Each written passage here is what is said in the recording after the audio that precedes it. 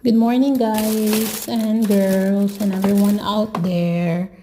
This morning, magluto tayo ng itlog na may kamatis or kamatis na may itlog. Ewan, hindi ko alam. So, gamit ko ngayon is Fryland haltong na itlog. Itlog. It means yung manok hindi naka-cage. So, naghiwa ako ng kamatis. Ang lalaki ng mga kamatis.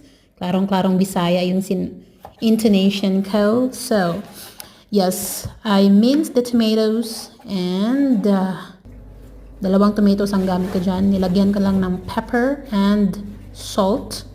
And I believe, dalawang itlog ang ginamit ko. Or tatlo ba? Parang dalawang itlog ang ginamit ko. So, crack.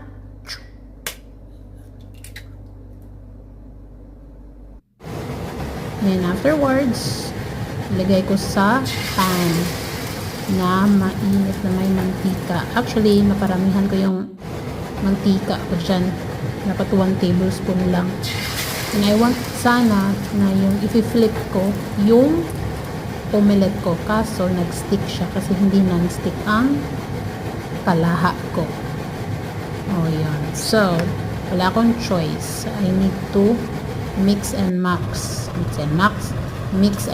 it like that para wala yung mga moisture or watery components ng aking dinigisang itlog.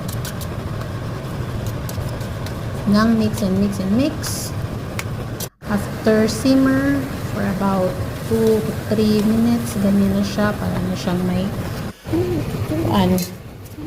sardinas. So, plating. Nilagay ko na sa plate. Actually, gutom na ako nito. So, gusto ko na talagang kumain na pero wala pa saktong oras. So, nag-prepare na. So, after ko nito is I'm gonna cook my vegetables. Frozen vegetables. Usually, ang nandito. Frozen carrots, with cauliflower, beans, and green peas. Frozen beans. And also, nag-fry ako ng fish fillet. Ayan. Isang slice ng fish fillet para din pang protein. I don't know what kind of fish is that. I don't remember. Pero afterwards, luto na yung gulay, itlog, at yan na. Kainan na. Walang rice, pero ewan. Walang carbohydrates ba ito? Cheers! Bon appetit!